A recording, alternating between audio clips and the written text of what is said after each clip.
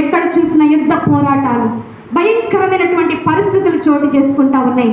కునింగి నిద్రించుటకు ఇది సమయమా? దావీదు రాజుతోటి ఉరియా హెచ్చరించినట్లు ఈ ఉదయకాల సమయంలో దేవుడు మనతో మాట్లాడుతూ ఉన్నాడు. మన జీవితాలను కూడా ఎత్తుపడుతూ ఉన్నాడు.